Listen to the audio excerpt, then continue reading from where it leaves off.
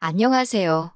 한 입으로 두말하시는 염치 없고 뻔뻔한 시어머니와 연 끊고 살고 있는 30대 여성입니다. 부모 사랑은 내리 사랑이라던데 저희 어머님은 왜 그러셨을까요? 남편과는 소개팅으로 만났습니다. 말수가 많지는 않았지만 말 한마디 한마디가 위트 있는 사람이었지요. 그리고 제가 코미디 영화를 좋아하는데 남편도 그렇다고 하대요. 그래서인지 첫 만남부터 말도 얼마나 잘 통하던지 저희는 딱 3번 만나고 바로 연애를 시작했습니다. 그때 저희 둘 나이 28이었어요. 이후로 저희는 결혼 전 4년의 시간을 함께 보냈습니다.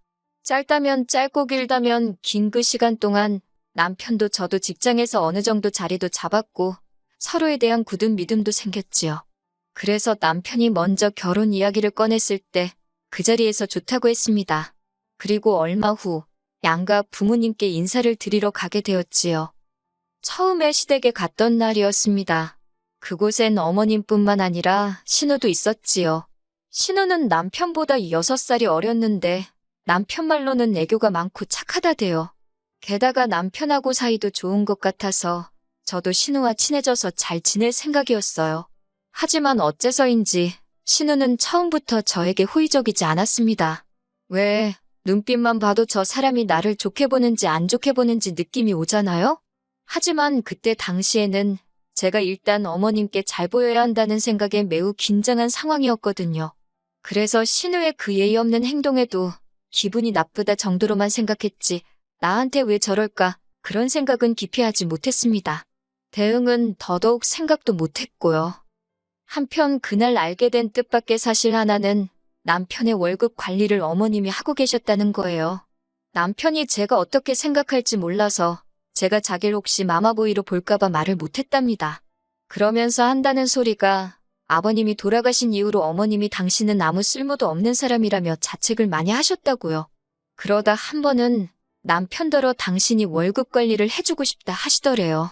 남편은 솔직히 어머님께 맡기고 싶은 생각은 없었지만 어머님이 모처럼 의욕을 보이셨던 일이라 자기가 차마 거절하지 못했다며 그러면서 남편이 저에게 단호하게 말하대요. 결혼한 이후에는 자기 월급 관리는 무조건 저에게 맡길 거라며 그러니 이 일로 이상한 생각이나 오해는 하지 말아달랍니다. 어머님이 얼마나 모아두셨는지 아냐고 남편에게 물어보니 어머님 말씀에 의하면 1억 정도 될 거랍니다. 저는 제가 모은 돈은 8천 정도 있었고 친정에서 6천을 보태주시겠다는 상황이었고요. 하나뿐인 딸이 고생하면서 시작하는 거 보고 싶지 않다고 하셨거든요. 그래서 저희는 대출까지 받는다는 전제하에 3억으로 예산을 잡고 집을 알아보기 시작했습니다. 이후로 주말이고 평일이고 구분 없이 매일매일 발품 팔고 손품 팔기를 한 달, 다행히 저희 마음에 드는 아파트를 발견했어요. 보고 간 사람이 여럿이란 말에 마음이 급해졌고 당장이라도 계약금을 걸어야겠다 싶었지요. 그런데 그때 남편이 어머님하고 일단 상의를 먼저 해야 하지 않겠냐대요. 덧붙이기를 꼭 어머님 말씀을 따르자는 건 아니지만 그래도 상의하는 척이라도 해야 제가 어머님께 점수 좀 따지 않겠냐는데 그 말이 듣기에 좀 거북하기도 했고 마음은 마음대로 바빠서 내키지가 않았어요. 하지만 하도 남편이 저를 위해 그런다는 식으로 말을 해서 결국 남편 말대로 하게 되었습니다. 대신 저는 주말에 이미 약속이 있었기에 남편 혼자 어머님을 만나 뵙고 오기로 했지요. 하지만 남편이 어머님을 만나고 온 그날 밤, 전 정말 충격적인 이야기를 듣게 되었습니다. 저도 남편에게 전해 들은지라 정확히 어머님과 남편 사이에 무슨 대화가 오갔는지는 몰라요. 하지만 분명한 건 1억이란 돈은 없다는 사실이었지요. 그럼 얼마나 있는 거냐니까 4천 정도 있는 것 같대요. 나머지는 다 어디에 쓰셨대냐고 물으니 자기도 똑같이 여쭤봤는데 하신다는 말씀이 다 먹고 사는데 썼다고 그러시더랍니다. 당시 남편이 말하길 아버님이 돌아가신 이후로 어머님은 연금을 받고 계셨고 계단 청소를 다니시며 한 달에 100만 원 남짓한 수입도 있다고 했거든요. 그리고 남편이 따로 한 달에 30만 원씩 용돈도 드리고 있었고요. 그런데 그걸론 부족하셨던 건지 아들이 10년 가까이 직장 생활을 하며 모은 돈을 반도 넘게 쓰셨다는 게 솔직히 저로선 도무지 납득이 되질 않더라고요. 그리고 한편으론 남편이 정말 몰랐을까? 그런 의심마저 들었어요. 하지만 소화기에 대고 정말 엉엉 우는 남편의 목소리를 들으니 제 마음이 너무 안 좋더군요. 결국 그 다음 날 남편과 함께 다시 어머님을 찾아뵙게 되었습니다. 자초지종도 듣고 앞으로 어떻게 해야 할지 이번에야말로 상의를 해봐야겠다 싶었으니까요. 그리고 어머님이 보여주신 태도는 제가 예상한 것과는 많이 달랐어요. 저희에게 미안해하실 줄 알았는데 오히려 역성을 내시대요. 부모가 먹고 사는 게 힘들면 자식 돈도 좀 쓸 수 있는 거 아니냐며 저희가 당신을 무슨 빚쟁이 취급을 한다나 어쩐다나 시쳇말로 아주 배째라는 식으로 나오시니 남편도 저도 뭐라 할 말이 없었네요. 하지만 이내 어머님께선 어쨌든 미안하게 됐답니다. 남편이 이렇게 빨리 장가간다고 할 줄 몰랐고 언젠간 당신이 채워놓으려고 했다고요. 그러면서 기왕 이렇게 된 거 저희 집을 시댁 근처에 구하래요. 그러면 제가 직장 생활하는 동안 애는 당신이 책임지고 돌봐주시겠다고요. 하나고 둘이고 상관없답니다. 그러면서 요새 애 봐주는 사람들도 한 달에 몇백씩 줘야 한다는데 당신한테 맡기면 저희도 돈을 아낄 수 있으니 좋지 않냐고. 사실 그 무렵 제가 아는 언니 애가 어린이집을 다니다가 큰 사고를 당했거든요. 그래서 저도 당장은 아니더라도 아이를 낳게 되면 어떻게 해야 하나 고민이 많았네요. 그런데 마침 어머님께서 먼저 아이를 봐주겠다 하시니 그 제안이 솔깃하긴 하대요. 남편도 제 눈치를 살피는 것 같고 그래서 일단 생각해보겠다 했습니다. 처음 며칠 동안은 친정부모님께 말도 못하고 고민을 많이 했어요. 파혼도 생각을 안 한 건 아닌데 남편하고 사이는 좋았고 청첩장까지 나온 마당이었으니 차마 용기가 나지 않았지요. 그리고 파혼한다고 사라진 돈이 다시 생기는 것도 아닌데 이제 와서 파혼을 하는 게 의미가 있나 싶기도 하대요. 정말이지 별의별 생각이 다 들었고 머릿속에서 별의별 시나리오를 다 써봤답니다. 그러다 결국 어쩔 수 없이 친정부모님께 다 털어놓았어요. 두 분 다 화가 많이 나셨지만 그래도 친정어머니께서는 아이를 봐주겠다는 약속이 마음에 걸리시는 눈치시대요. 그도 그럴게 저희 친정어머니는 일을 하고 계셨기 때문에 제가 애를 낳아도 도와주실 상황이 못 되셨거든요. 그래서 결국 결혼은 그대로 진행하기로 했네요. 구구절절 적지를 못해서 그렇지 정말 깊은 고민 끝에 내린 결정이었어요. 그렇게 우여곡절 끝에 부부의 연을 맺었습니다.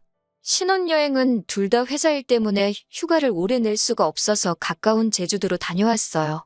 여행의 마지막 날, 다음 날 바로 출근을 해야 하는 상황이라 집으로 가고 싶었지만 신우가 전화해서 한다는 말이 그래도 시댁에 인사는 하고 가야 하지 않냐입니다. 어린 신우가 그러니 너무 짜증나더라고요. 그나마 시댁이랑 저희 신혼집이랑 가까운 거리였으니 좋은 게 좋은 거다 생각하고 시댁에 들렸네요. 시댁에 도착하니 신우랑 어머님이 저희를 기다리고 있었습니다. 하지만 이내 저와 남편의 빈손을 보고는 진짜 너무하는 거 아니냐고 또 무례하게 굴더라고요. 신혼여행에서 아무것도 안 사오는 사람이 어디 있냐고요. 순간 어머님께서 이 사람 돈을 그렇게 다 쓰지 않으셨으면 저도 뭐라도 사왔을 거라고 쏘아붙이고 싶었지만 차마 그럴 순 없어서 시간이 없었다고 둘러댔어요. 그리고 이내 신우가 어머님도 남편도 다 있는 자리에서 또 한 번 선을 넘더군요. 아직 30도 안 된 신우가 애인도 없는 신우가 저더러 한다는 말이 자기가 웬만한 남자는 다 만나봤대요. 그런데 아무리 눈을 씻고 찾아봐도 자기 오빠만한 그러니까 제 남편만한 남자는 없다는 겁니다. 그리고 자기 어머니, 그러니까 저희 시어머니요. 아버님 돌아가시고 힘들게 버티신 불쌍한 분이라고 잘해드리래요. 아니 100번 양보해서 손이 시누이가 그런 소리를 해도 어이가 없을 판국에 한참 어린 신우가 저한테 잔소리를 하니 저도 더는 못 참겠더군요. 그래서 제 할도리는 제가 알아서 한다고 아가씨나 잘하라고 쏘아붙였습니다. 아가씨 지금 이러는 거 굉장히 무례하고 어머님 얼굴에 먹칠하는 거라고 덧붙였고요. 그러자 신우가 얼굴이 벌개져서는 아무 말도 못하고 저를 노려봤고 어머님도 마찬가지셨어요. 아무리 신우가 저보다 아랫사람이어도 어머니 믿는 자리에서 신우한테 그렇게 말하는 며느리가 어딨냐입니다. 그래서 저도 어머님더러 그러면 신우가 먼저 함부로 말할 때 따끔하게 혼을 내주셨어야 하는 거 아니냐고 받아쳤어요. 그러자 남편이 나서서는 이건 신우가 잘못한 거라면서 어머님더러 신우 너무 감싸고 돌지 말라며 상황을 정리하대요. 결국 한 30분도 못 있고 신혼집으로 돌아왔습니다. 짧은 시간이었지만 피곤이 2배, 3배로 늘어난 느낌이었지요. 남편은 신우가 아직 생각이 어려서 그렇다며 저더러 좀 이해를 해달라는데 제가 그런 식으로 벌써부터 신우 감싸고 돌 거면 이 결혼 무른다고 했네요. 그랬더니 남편이 금세 미안하답니다. 그리고 그런 남편에게 제가 어정쩡하게 중간에서 잘하려고 하지 말라고 다시 한번 선을 그었네요. 저희 부부는 4년이란 시간을 만났고 아이도 둘은 낳고 싶었기 때문에 따로 신혼은 갖지 않기로 했어요. 게다가 어머님이 당신이 하나건 둘이건 봐주신다 하셨으니 직장에 대한 제 걱정도 사라졌고 그래서 하루빨리 아기 천사가 찾아와 주기만을 기다렸지요. 하지만 어머님께서는 언젠가부터 걸핏하면 허리가 아프다, 손목이 아프다, 여기저기 안 아픈 곳이 없으셨어요. 어머님이 계단 청소를 하고 계시기도 했으니 자식으로서 그런 소리를 듣고 걱정을 안 할 수가 없잖아요. 하지만 신우는 생전 어머님 모시고 병원 한번 가볼 생각을 안 하길래 저희가 모시고 정형외과부터 다녀왔습니다. 그런데 의사 선생님 말씀이 원인을 못 찾겠다고 하시대요. 엑스레이를 찍어봐도 그렇고 뭐 별다른 이상이 없다고요. 그리고 한의원에서도 진맥을 해봐도 딱히 큰 문제는 못 찾겠다 하고 그러니 남편이나 저나 자식 입장에서 속이 터지더라고요. 그렇게 2달 정도 지났을 때였습니다. 어머님 댁에 드릴 게 있어서 잠깐 들렸는데 현관은 열려 있고 설마 무슨 일이라도 있나 싶어서 집 안으로 들어가니 다행히 화장실에서 물소리가 나더라고요. 어머님께 제가 들어왔다고 인기척을 하니 어머님께서 허겁지겁 몸에서 물기도 안 닦고 나오시더라고요. 그리고는 저를 막 밀어내시는데 순간 생각지도 못한 물건을 보게 되었습니다. 그건 바로 골프채였지요. 골프채 한두 개가 아니라 세트에 집안에서 연습할 수 있는 인조잔디 매트까지 거실에 나와 있더라니까요. 순간 배신감이 들더라고요. 저를 밀어내는 어머님을 향해 버티고 서서는 저게 다 뭐냐고 물었습니다. 여기저기 안 아픈 데가 없으신 양반이 이게 다 뭐냐고요. 그랬더니 누가 줬다는 거예요. 어이가 없어서. 그래도 뭐 제가 형사도 아니고 어머님을 취조를 할 수는 없잖아요. 하지만 그제서야 머릿속에서 퍼즐이 맞춰지더군요. 왜 어머님이 종종 골프 브랜드 옷을 입고 계셨던 건지, 시댁에만 오면 골프 채널을 보고 계셨던 건지. 솔직히 어머님이 골프를 치시건 축구를 하시건 그거야 제가 뭐라고 할 일이 아니지요. 오히려 건강하시다는 뜻이니 감사해야 할 일이고요. 그런데 자꾸 그 6천만 원, 그 피 같은 아까운 남편 돈으로 골프를 치고 다니신 건가? 그런 생각이 드니까 속에서 열불이 나더라고요. 저희는 그 돈이 없어서 대출도 생각보다 더 받았고 그래서 다달이 나가는 이자도 많은데 그래도 어머님한테 골프를 치지 말라고 할 수도 없잖아요. 저희한테 돈 달라고 하시는 것도 아니고 그래서 남편한테 일단 상황만 일러두고 알고나 있으라고 했어요. 남편이 저더러 저볼 낯이 없다고 미안하답니다. 그렇게 또 시간이 흘러 저는 결혼한 지 6개월 만에 아이를 가졌습니다. 당연히 양가 어른들 모두 좋아하셨어요. 그런데 어머님께서는 축하한다 소리는 하시면서도 애를 봐주는 일에 대해선 이런 방구도 없으셨지요. 솔직히 불안한 생각이 들긴 했지만 그래도 당신이 먼저 하신 말씀이 있었으니 결국엔 약속을 지켜주시리라 믿었습니다. 그러다 출산일이 다가오면서 제가 회사에 출산휴가를 냈는데 문제는 그때부터였어요. 어머님도 여기저기 쑤시고 아파서 맥을 못 추시겠다며 무조건 입원을 하시겠다고 고집을 피우셨거든요. 그런데 병원이 뭐 입원시켜달라고 무조건 해주는 게 아니잖아요? 결국엔 입원은 못 하시고 그저 저희 볼 때마다 앓는 소리 죽는 소리만 해대셨습니다.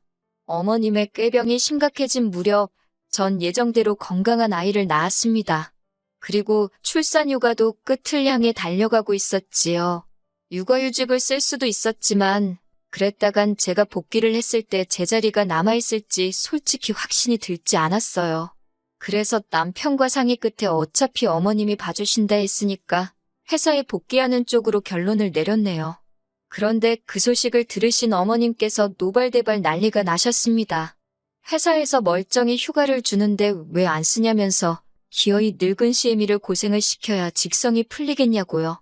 황당해서 어머님이 먼저 애를 봐주겠다 하시지 않았냐. 그래서 집도 시댁 근처에 구하라 하셔놓곤 이제 와서 왜 딴소리를 하시냐고 저도 받아쳤습니다. 그랬더니 어머님께서 사람이 어떻게 약속을 다 지키고 사냐대요. 약속은 원래 깨라고 있는 거라나요. 초등학생들이나 할 법한 소리를 하시는 어머님을 보고는 더 이상 대화를 할 가치가 안 느껴지대요. 그래서 알겠다고, 안 맡긴다고 대신 저희 애 볼 생각은 꿈도 꾸지 마시라 소리를 질러버렸네요. 하지만 어째서인지 제 눈에선 눈물이 쏟아졌습니다. 분하고 서운하고 여러 가지 감정이 들었거든요. 제 자신이 바보 같기도 했고 돈 생각도 나고 그냥 복잡했어요. 그런 저를 본 남편도 생각이 많아진 듯 했습니다. 그러더니 어머님더러 그러면 그냥 6천만 원 달라고 하더라고요. 그 돈 대신 애 봐준다고 해서 넘어간 건데 이렇게 나오시니 참 곤란하다면서 그냥 자기 몰래 쓴 6천만 원 달라고 그래야 나도 처갓집에 면이 서지 않겠냐고 조용히 따지는데 제 남편이지만 무섭더군요. 그러자 어머님께선 당신을 갖다 팔랍니다. 먹고 죽을래도 6천만 원 없다고요. 그러자 남편이 알겠다면서 그러면 그냥 앞으로는 안 보고 살자고 그러대요. 자기 어머니지만 이렇게 이기적이고 뻔뻔한 양반인지 몰랐다면서 자식으로서 너무 실망스럽다고 서로 더는 보지 말고 살자는 말을 어찌나 담담하게 하던지 남편을 말려야 하는 거 아닌가 그런 생각까지 들었지요. 집으로 돌아오는 길에 남편이 저한테 정말 미안하답니다. 그러면서 일단은 육아휴직을 쓰자고 그러대요. 복귀를 못해도 이직은 할 수 있지 않겠냐면서 그냥 자기가 다 미안하답니다. 그런 남편한테 차마 뭘 따져 물을 수가 없었어요. 그리고 이후로 시댁과 연락을 하지 않고 지내고 있어요. 신호가 일방적으로 어머님과 자기 소식을 문자로 알려오긴 하는데 잘 읽어보면 돈 떼려는 소리여서 적어도 저는 대꾸도 안 하고 있네요. 남편도 저한테 용돈을 받아 생활하는 입장이라 딱히 어쩌지는 못하고 있을 거예요. 아, 그리고 다행히 친정어머니께서 하시던 일을 정리하시고 육아를 도와주고 계십니다. 저희가 감사한 마음으로 매달 200만 원씩 챙겨드렸는데 얼마 전 저희 여행이라도 다녀오라며 그 돈을 고스란히 돌려주셨지요. 언제까지 받기만 하는 자식일런지 죄송하고 감사한 마음뿐입니다. 언젠간 이 은혜에 보답할 날이 있겠지요?